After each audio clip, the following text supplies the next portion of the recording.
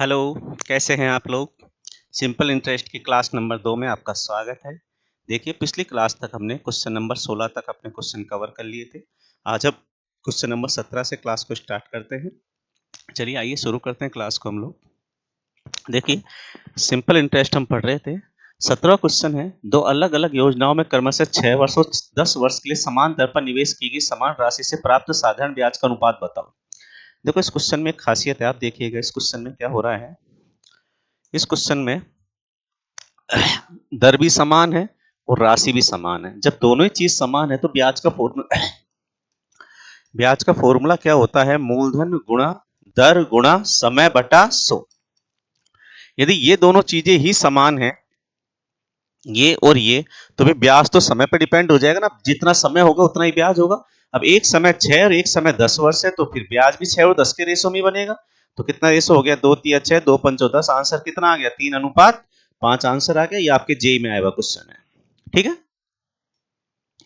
नहीं देखिए 6.25% की दर से 5,000 का 5 फरवरी 2017 से 19 अप्रैल 2017 तक का साधारण ब्याज बताइए। देखो यहाँ पे जो मूलधन है वो बता रखा है इसने कितना? 5,000। दर बता रखी है इसने 6.25% और समय बता रखा है इसने कब से कब तक का? 5 फरवरी से 19 अप्रैल। 5 फरवरी से 19 अप्रैल तक का इसने क्या बता रखा है? समय बता रखा है। चलिए अब मैं इसको एक काम करता हूं, पहले समय को क्लियर करता हूं। 5 फरवरी से 19 अप्रैल तक का इसने समय बता रखा है भाई मुझे, तो पहले इसके दिन गिनने पड़ेंगे। देखो 2017 में फरवरी 28 दिन की होती है, जिसमें से 5 हटा देते हैं तो 23 दिन हमारे फरवरी के बचते हैं, प्लस मार्च के बचते हैं 31 दिन पूरे होते हैं, और 19 अप्रैल 19 दिन आपके इसके काउंट होंगे अप्रैल के। 3 और 1 4 और 9 13, हासिल लगी 1 और 2 3 और 3 6 और 1 7, 73 दिन। और पिछली क्लास में मैंने बताया था इसी को ही 1/5 वर्ष बोलते हैं। अब फॉर्मूला चाहिए एसआई का। एसआई बराबर होता है मूलधन गुणा में दर 6.25 गुणा में समय 1/5 और बटा में क्या आएगा? 100 आएगा। पॉइंट हटेगा तो नीचे 2 जीरो और लगेंगी। 2 जीरो से 2 जीरो, 1 जीरो से 1 जीरो, 5 से 50 जाता है 10 बार, ऊपर 625 नीचे 10 आएगा, तो क्वेश्चन का आंसर आएगा 62.5। इस प्रश्न का आंसर हो जाएगा ऑप्शन नंबर ए सही हो जाएगा। समझ पा रहे हैं आप लोग? क्लास को कंटिन्यू रखिएगा, क्लास को मिस मत कीजिएगा, सब कुछ समझ आएगा आपको। नेक्स्ट है 3680 पर 4% की दर से 2.5 साल का ब्याज कितना बनेगा? सीधा इंटरेस्ट निकाल देता हूं मैं। 3680 पर 4% की दर से 2.5 साल का इंटरेस्ट बताना है तो भाग किसका देंगे? 100 का दे देंगे। यहाँ पे पॉइंट उठा के यहाँ पे जीरो लगाएगी। मूलधन गुणा दर गुणा समय बटा 100। ये जीरो से जीरो काट देता हूं। 25 से ये जाता है 4 बार, 4 से 4 गया। क्वेश्चन का आंसर आ गया 368। कितना इजी प्रश्न है, आरपीएफ कांस्टेबल में आया हुआ प्रश्न है। ठीक है। नेक्स्ट देखिए क्वेश्चन नंबर 20 है। 500 का 7% की दर से और 700 का 10% की दर से और 1000 का 4% की दर से 3 वर्ष का कुल ब्याज ज्ञात कीजिए। इस बार 3 ब्याज है। ये 500 का तो 7% की दर से 3 साल का। देखो इसको इसे किया करो। 500 का रुपए का चाहिए 7% की दर से 3 साल का। 1 साल का 7 तो 3 साल का 21% ब्याज, तो 500 का हो गया। तो 500 का तो चाहिए 21% ब्याज। ठीक है। प्लस 700 का चाहिए 10 की दर से 3 साल का, तो 10 की दर से 3 साल का ब्याज 30% हो गया। 700 का 30% निकाल लेते हैं। और 1000 का चाहिए 4% की दर से 3 साल का, तो 1000 का 12% हो गया। चलो क्रॉस चेक करते हैं कितना हो गया। 2 जीरो से 2 जीरो, 21 पंजो 105 रुपए, तो ये हो गया। 2 जीरो से 2 जीरो 7 थी 21, 210 ये हो गया। और 2 जीरो से 2 जीरो 12 ढाई का 120 ये हो गया। टोटल कितना हो गया? 5 यहाँ पे आ गया, 2 और 1 3 यहाँ पे आ गया, 1 और 2 3 और 1 4 यहाँ पे आ गया। क्वेश्चन का आंसर कितना हो गया? 435 रुपए। तो ऑप्शन नंबर कौन सा सही हो गया? ए ऑप्शन आपका सही हो गया। उम्मीद है आप सबको समझ आ रहा होगा आराम से। चलिए नेक्स्ट आता है 21वां। रीता ने 4 वर्ष के लिए 2.5% की दर पर एक राशि का निवेश किया। सीता ने 6 वर्ष के लिए उसी दर पर समान राशि का निवेश किया। सीता द्वारा अर्जित साधारण ब्याज पर रीता द्वारा अर्जित साधारण ब्याज से अनुपात क्या है? देखिए बड़ा सीधा प्रश्न है।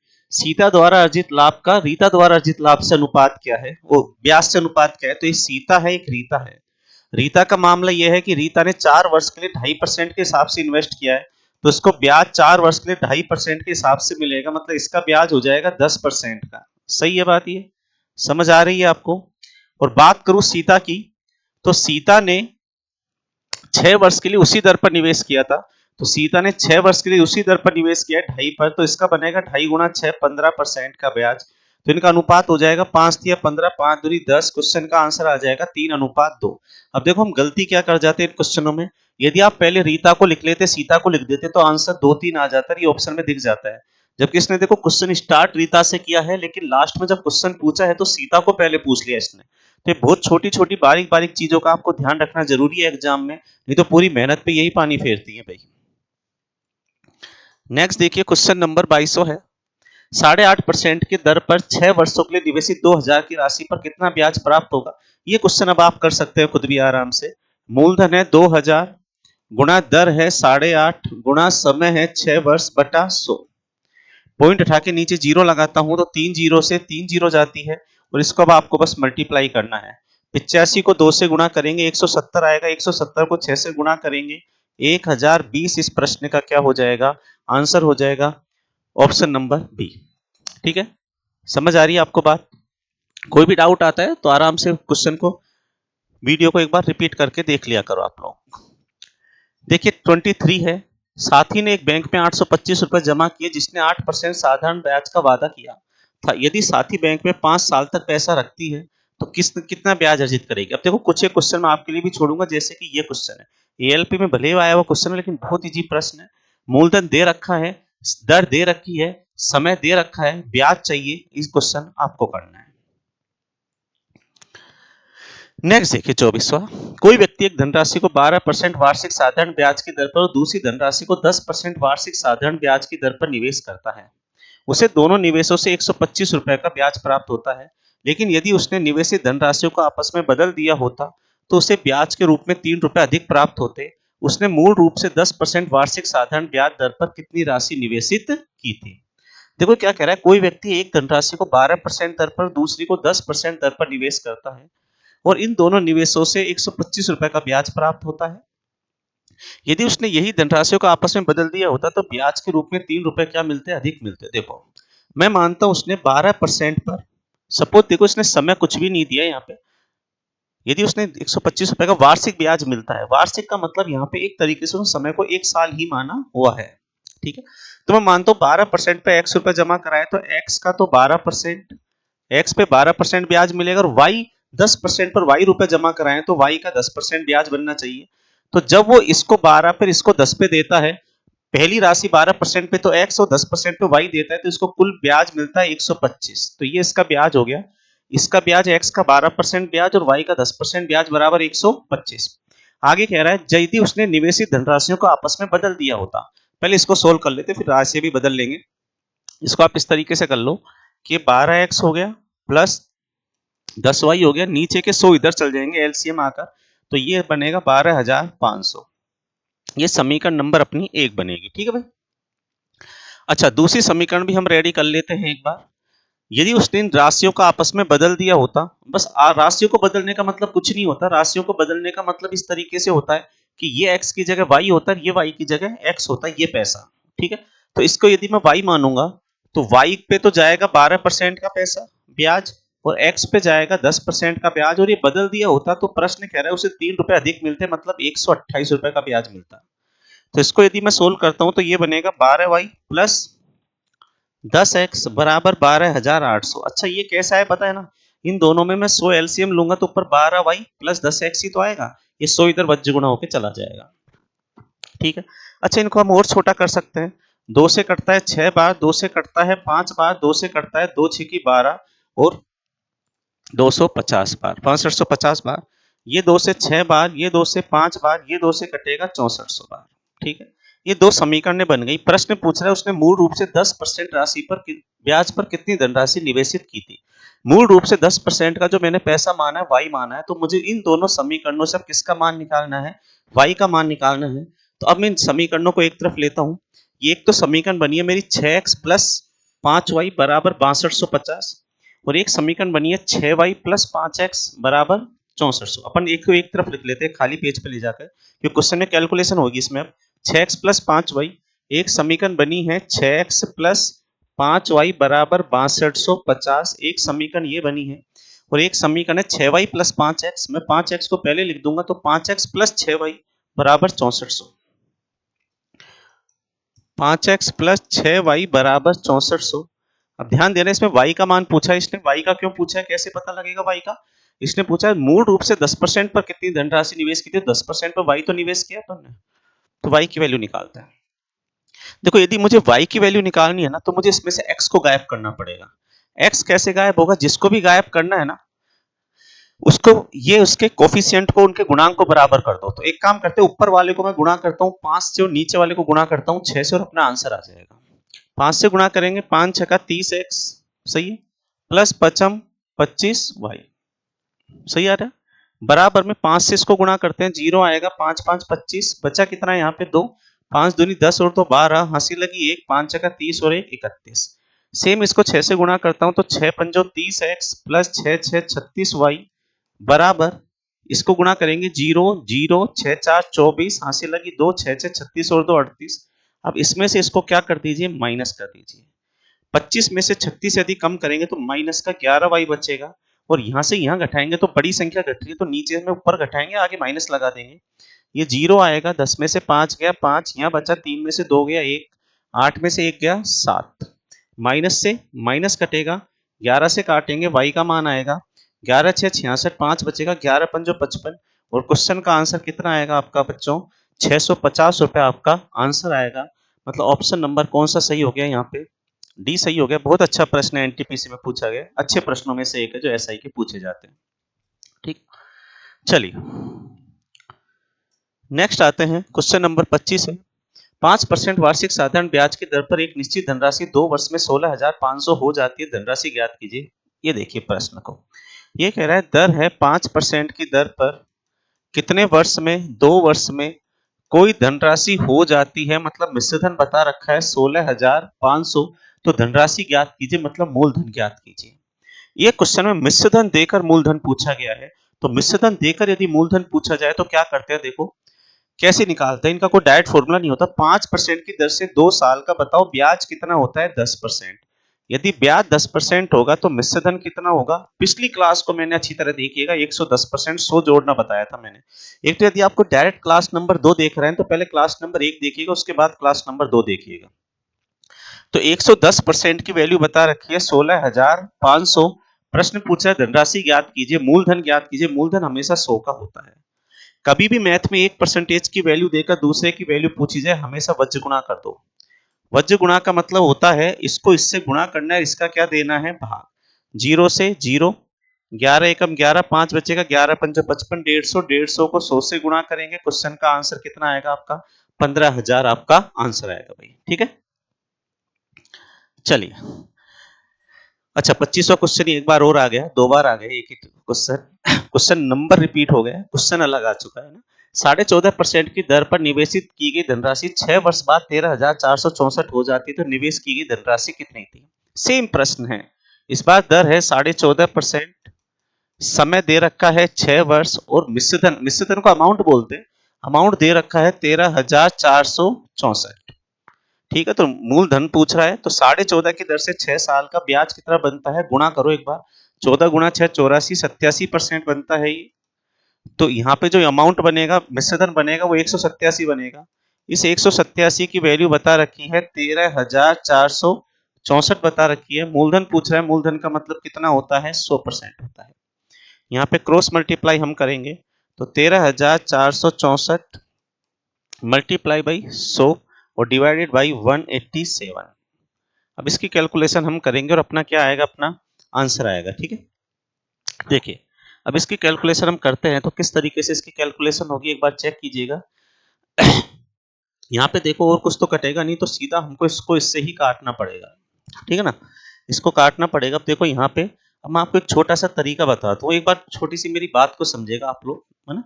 एक बड़ी काम की चीज मैं आपको समझाने वाला हूँ यहाँ पे। पहले एक बार इसको सोल्व करके बता देता हूँ आपको मैं क्या बनेगा। देखो यहाँ से देखना, एक बार सोचना, एक छोटी सी कैलकुलेशन का तरीका मैं आपको बताता हूँ, ये दिमाग लगाना आप लोग मेरे साथ, है ना भाई। देखो ये लास्ट में 100 से गुणा होगा, तो 100 से गुणा होने का मतलब है लास्ट के आंसर में 2 जीरो जरूर आएंगे, ये कंफर्म है। ठीक है, तो 2 जीरो इसमें है, 2 जीरो इसमें नहीं है, तो इसको तो हटा देते हैं अपन। इसमें 2 जीरो है, इसमें 2 जीरो है। चलो एक चीज तो क्लियर हो चुकी है अपनी। अब मेन बात आती है कि अब इसमें से ये कटेगा कितनी बार। ठीक है, तो ये 100 की वजह से 2 जीरो आएंगे, तो 2 जीरो आ चुकी हैं। अब ये सोचा करो आप लोग कि इसके लास्ट में 7 आ रहा है, इसके देखो मैं जो समझा रहा हूँ समझना। इसके लास्ट में क्या आ रहा है, 7 आ रहा है, इसके लास्ट में 4 आ रहा है। 7 के कौन से पहाड़े के लास्ट में 4 आता है बताओ? तो आप बोलोगे 7 दूनी 14। तो इसका मतलब ये जब कटेगा ना, तो लास्ट में 2 छोड़ेगा ये। तो देखो लास्ट में 2 किस में आ रहा है, 72 में, तो आंसर हो गया 7200। बात को समझो मैं जो कह रहा हूं। यदि पूरा भाग जाएगा, जैसे मैं कभी कह दूं ना 38 44 और मैंने लिख दिया मान के चलो 56, और इसमें मुझे भाग देना है सपोज करो 567 का। अब आप कहोगे लास्ट में क्या है, यदि ये भाग पूरा जाएगा ना, तो ये 7 है, यहाँ पे 6, 7 के पहाड़े में 6 कब आता है, 7 8 56, 8वीं बार।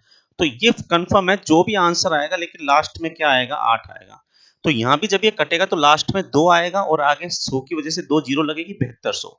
देखो ये तरीके आपको एग्जाम में लगाने पड़ेंगे, नहीं तो 187 का पहाड़ा बोलोगे गंगा नहालोगे वहां पे इस तरीके से। तो ना थोड़े से कंसेप्ट देखा करो, कहीं ना कहीं एग्जामिनर भी आपकी हेल्प करेगा। बस आपको ये देखना है कि वो कहाँ पे अपनी हेल्प कर रहा है, वो जगह अपन को पकड़ के निकालनी होती है भैया ना। हेल्प आपकी जरूर करेगा इतनी बड़ी कैलकुलेशन में, थोड़ा सा ऑप्शन की हेल्प जरूर लेनी चाहिए आपको। नेक्स्ट देखो, एक निश्चित वार्षिक साधारण ब्याज की दर पर निवेशित कोई धनराशि 8 वर्ष में 24,500, 13 वर्ष में 32,000 हो जाती है, तो निवेशित धनराशि ज्ञात कीजिए। देखो ये कह रहा है कोई राशि है ना, मैंने बैंक में जमा कराई थी, तो वो राशि 8 वर्ष में तो हो गई 24,500, और 13 वर्ष में कितनी हो गई, 13 वर्ष में वो धनराशि हो गई 32,000। तो वो धनराशि बताओ क्या है। तो आप यहाँ पे एक बात को समझिएगा, 8 वर्ष में 24,500 हो गई, 13 वर्ष में 32,000 हो गई। तो देखो इस तरीके के क्वेश्चन को कैसे किया जाता है समझना एक बार। 8 वर्ष में 24,500, 13 वर्ष में 32,000 होगी, तो बताओ ये धनराशि कितनी बढ़ गई। तो आप कहोगे सर ये धनराशि बढ़ गई यहाँ पे लगभग 7,500 रुपए बढ़ गई। 24,500 से 32,000 होने का मतलब है 7,500 रुपए बढ़ गई, कितने वर्ष में, 5 साल में। अब यदि कोई पैसा बढ़ता है तो ब्याज ही तो बढ़ता होगा पैसे का, और क्या बढ़ेगा। तो इसका मतलब हमेशा कभी ऐसा प्रश्न है ना, किन्हीं भी 2 वर्षों के मिश्रधन दे दिए जाए, तो आप ये देखा करो कितना इंटरेस्ट बढ़ गया। जो पैसा 8 साल में 24,500 आपका बैंक में हो रहा था, वो 13 साल में 32,000 हो गया। इसका मतलब आपसे 5 साल का आपको ब्याज कितना दिया जा रहा है, आपको 5 साल का ब्याज 7,500 दिया जा रहा है। 5 साल का 7,500 का मतलब है 1 साल का 1,500 रुपए आपको ब्याज दिया जा रहा है। और 1 साल का 1,500 रुपए ब्याज दिया जा रहा है, तो प्रश्न कह रहा है निवेश कितना किया था आपने। तो सोचिए आपको 1 साल का 1,500 रुपए ब्याज देने के बाद वो 8 साल में आपको 24,500 दे रहे थे। तो 1 साल का 1,500, तो मुझे बताओ 5 साल का ब्याज कितना हो गया, 1,500 गुणा 5 कितना, 7,500। तो 5 साल का ब्याज है आपका 7,500, और सॉरी 8 साल की बात है, तो 8 साल का ब्याज मैं निकालता हूं यहाँ पे। तो आपका यहाँ पे 8 साल का ब्याज कितना हो गया, चेक करो एक बार। तो 8 साल का ब्याज आपका निकल के आएगा, देखिए पूरा कर लेते हैं इसको। तो 8 वर्ष का ब्याज निकालूंगा तो 15 8 120, 12,000 तो आपका ब्याज हो गया, और विच्छेदन हो गया 24,500। तो इस 24,500 में 12,000 तो आपका ब्याज ही है, तो आपका जो असली पैसा है वो कितना है, वो हो जाएगा 12,500। देखो इस क्वेश्चन को मैं वापस समझाता हूँ। मान के चलो आप किसी बैंक में अपना पैसा जमा कराने गए, और आपने बैंक वाले से पूछा कि बैंक वाले भाई साहब, यदि मैं मेरा पैसा लेने 8 साल बाद आऊंगा तो कितने पैसे मिलेंगे। तो बैंक वाला कहता है आपको 24,500 रुपए दूंगा मैं। आप कहते हो यदि मैं सीधा 13 साल बाद ही आया तो कितने दोगे, तो आप वो कहेगा मैं आपको 32,000 रुपए दूंगा। आपने अपना जो भी पैसा था जमा करा दिया। आप सोच के देखो, 8 साल में 24,500 दे रहा है, वो 13 साल में 32,000 दे रहा है, तो कहीं ना कहीं 7,500 ब्याज दे रहा है ना वो 5 साल का गैप का। 5 साल में 7,500 आपका पैसा बढ़ेगा ना बैंक में। तो 5 साल का ब्याज 7,500 दे रहा है, तो 1 साल का 1,500 दे रहा होगा ना वो।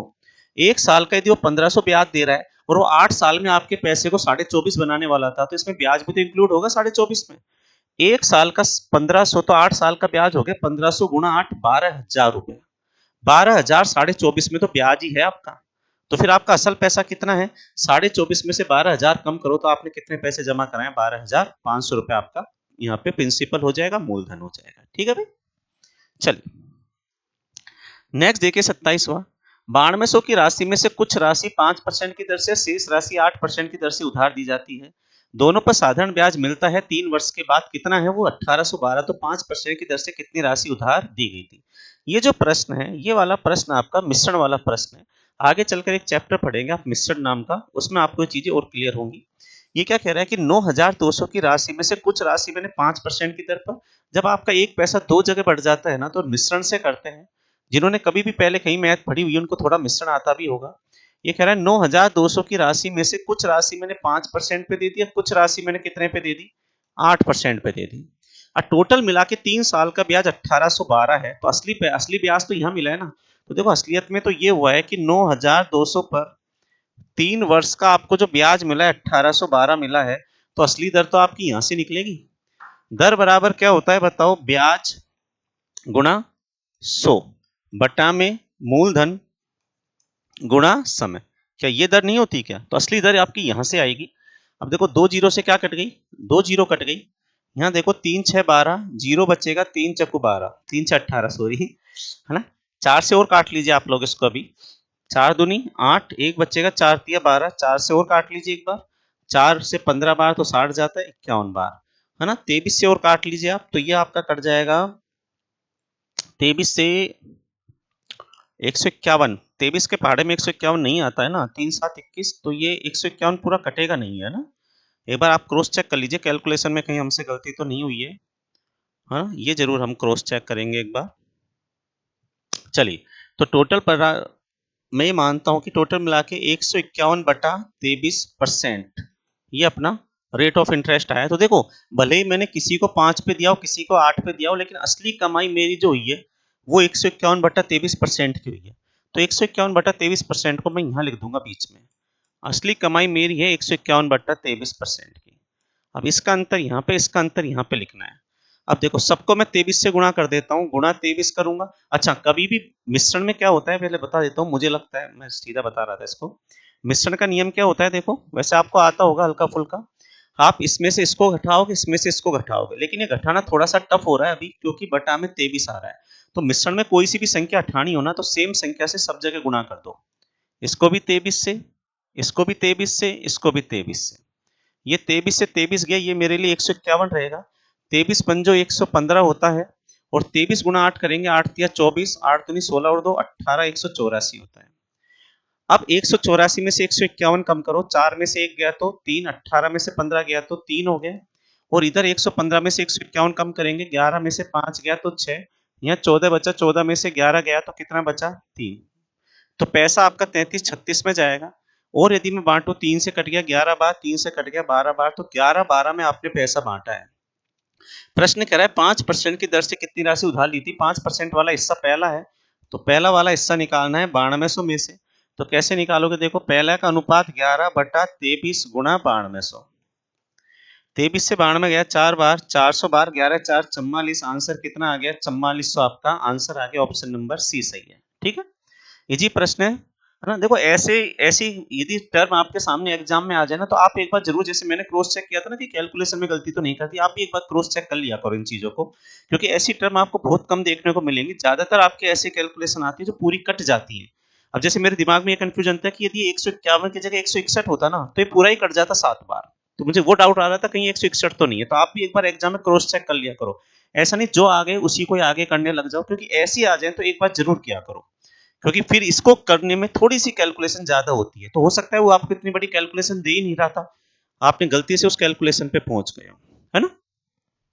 चलिए नेक्स्ट देखिए 2800 क्या कह रहा है। एक राशि x% की दर से 7 वर्ष में 22,494 हो जाती है।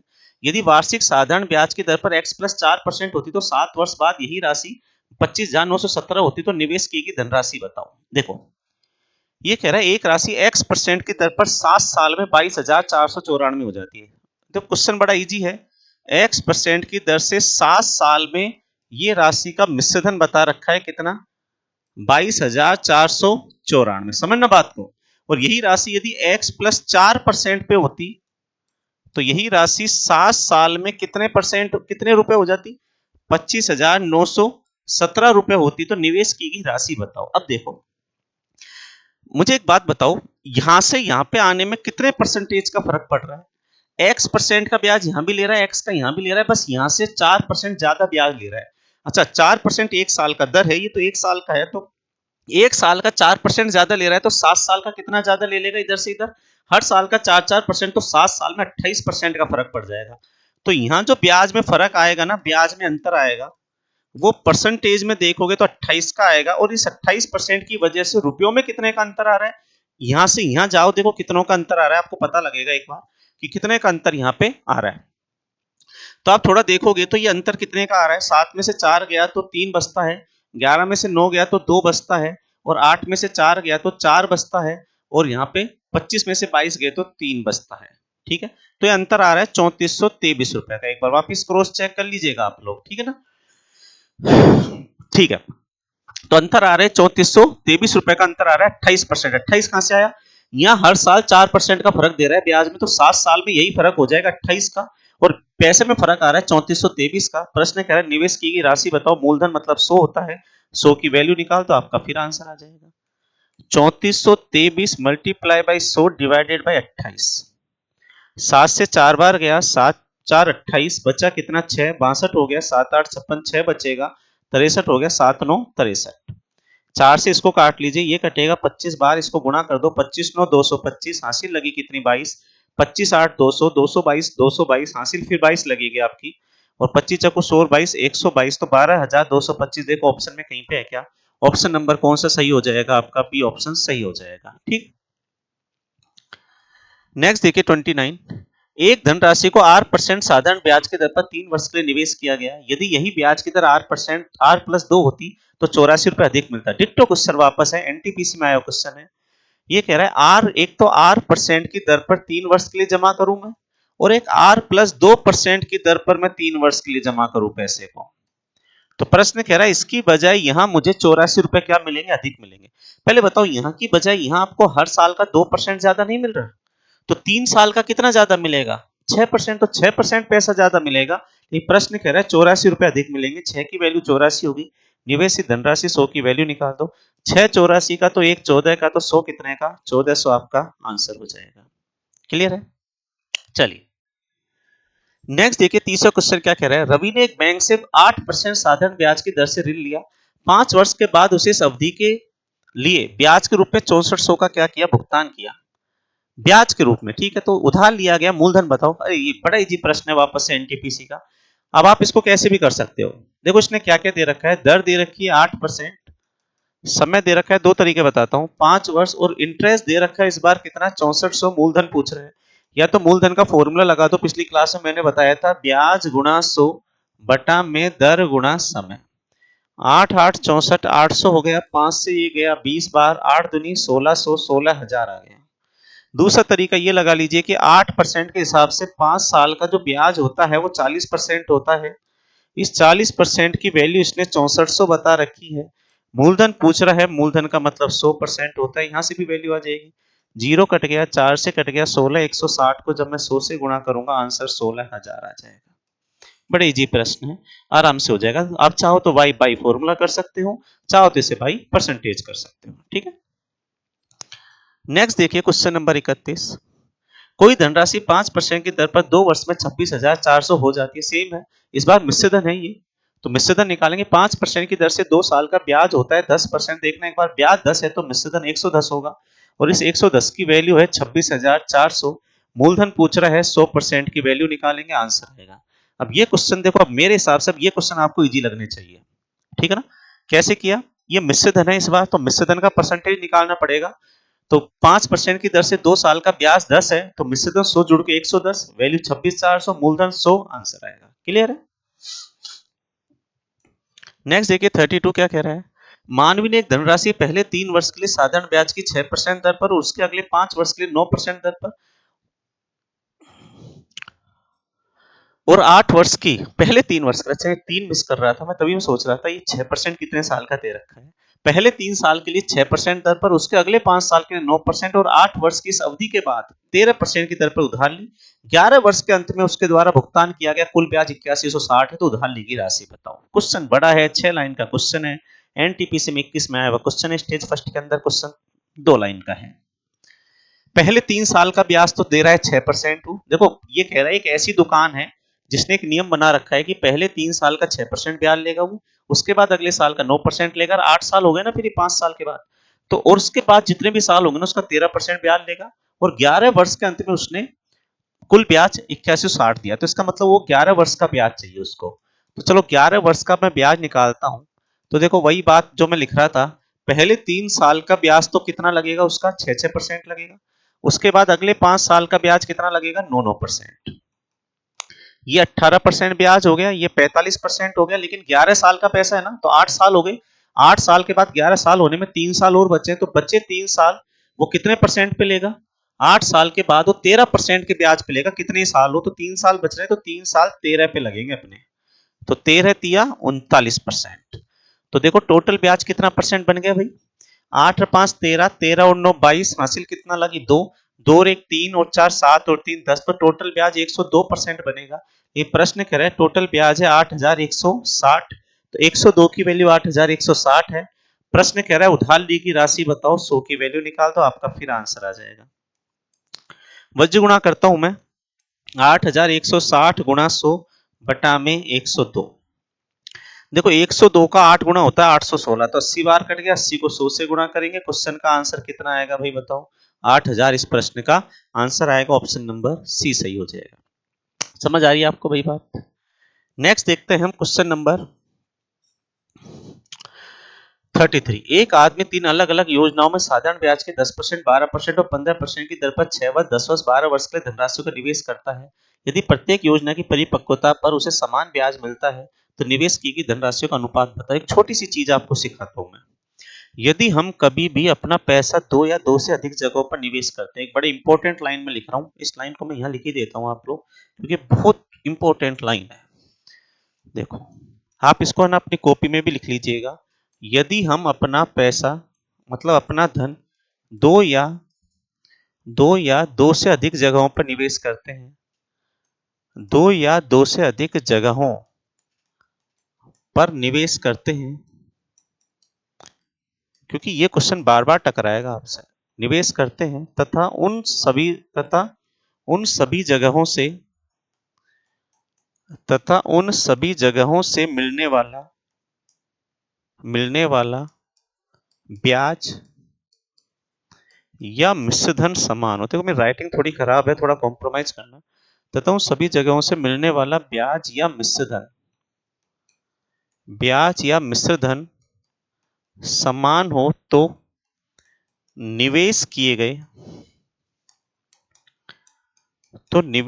गए मूलधन का अनुपात ब्याज या मिश्र धन के अनुपात के विपरीत होता है। बहुत ज्यादा इंपॉर्टेंट लाइन है, कई बड़े बड़े क्वेश्चन है जो इस लाइन से खत्म हो गए। देखो मैं एक बार समझा देता हूं। यदि आप अपना पैसा 2 या 2 से अधिक जगहों पर निवेश करते हैं और उन सभी जगहों से मिलने वाला ब्याज, या तो इन तीनों जैसे आपने 3 जगह निवेश कर दिया, तीनों जगह से तो ब्याज बराबर मिले या मिश्रधन बराबर मिले, तो आपसे पूछेगा बताओ उन पे पैसा कितना कितना जमा कराया। तो जो मूलधन का अनुपात होता है ना, वो ब्याज यदि बराबर है तो ब्याज का विपरीत अनुपात हो जाएगा ब्याज के परसेंटेज का, और मिश्रधन समान है तो मिश्रधन के परसेंटेज का विपरीत अनुपात हो जाएगा, है ना। जैसे ये क्वेश्चन देखो, ये कह रहा है एक आदमी 3 अलग अलग योजनाओं में साधारण ब्याज, 3 योजनाओं में पैसा जमा करा रहा है साधारण ब्याज की किस किस दर पर, एक जगह 10% पे जमा करा रहा है, एक जगह 12% पे, एक जगह 15% की दर पे पैसा जमा करा रहा है। यहाँ पे 6 साल के लिए जमा करवा रहा है, यहाँ पे 10 साल के लिए जमा करवा रहा है, और यहाँ पे 12 साल के लिए जमा करवा रहा है। अब देखो एक चीज ऐसी है जो समान मिलेगी, या तो ब्याज या मिश्र दर। यदि प्रत्येक योजना की परिपक्वता पर उसे समान ब्याज प्राप्त होता है, ये समान ब्याज प्राप्त होता है, तो धन राशियों का मूलधन का अनुपात बताओ। पहले बताओ ब्याज का अनुपात क्या होगा, यहाँ ब्याज कितना बनेगा 10%, 6 साल 60%, यहाँ ब्याज बनेगा 120% 12% का, और यहाँ बनेगा 180% 15%, 12 साल 15 गुना 12 करेंगे 180, तो ब्याज का रेशो हो जाएगा 1 2 3, 60 एकम 60, 60 दूना 120, 60 3 180। तो ये पूछ रहा है मूलधन का अनुपात बताओ, तो इस बार जो मूलधन का अनुपात होगा ना वो इसके बिल्कुल विपरीत हो जाएगा ब्याज के। तो एक चीज दिमाग में रख लो आप, क्या चीज दिमाग में रख लो, सुन लो एक बार। यदि ब्याज समान है तो ब्याज का विपरीत अनुपात मूलधन का होगा।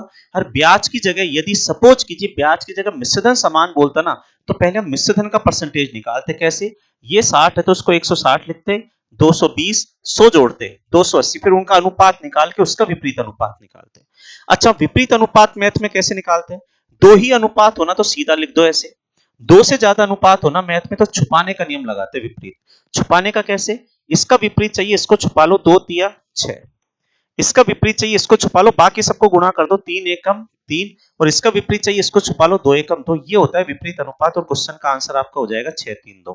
वापस देखो विपरीत अनुपात कैसे निकालते हैं। जैसे आपको 3 4 5 6 का विपरीत अनुपात निकालना है तो 3 को छुपा लीजिए, 4 पंजो 20 छका 120, 4 को छुपाओ, 3 पंजो 15 6 90, 5 को छुपाओ, 3 चको 12 12 6 72, और 6 को छुपाओ, 3 चको 12 12 पंजो 60, और ये आपका विपरीत अनुपात बनता है। ठीक है, चलिए तो आज की क्लास में हम इतना ही करते हैं। आज अपने क्वेश्चन नंबर 33 तक हो गए। और देखो क्लास भले ही आपकी 35-40 मिनट की हो रही है, लेकिन हम क्वेश्चन अच्छे खासे कवर करते हैं इसमें, क्योंकि हम ना तो इधर उधर की बात करते हैं, हम क्वेश्चनों पे क्वेश्चन जब कंटिन्यू करते हैं तो क्वेश्चन अच्छे खासे कवर हो जाते हैं। तो आप लोग आराम से क्लासों को देखिए, कोई भी डाउट आता है तो एक बार वापस रिवाइज करके देखिए चीजों को, है ना, आपको आराम से हर चीज क्लियर हो जाएगी। ठीक है, बाकी अब नेक्स्ट क्लास क्वेश्चन नंबर 34 से नेक्स्ट क्लास में मिलते हैं। ठीक है, थैंक यू।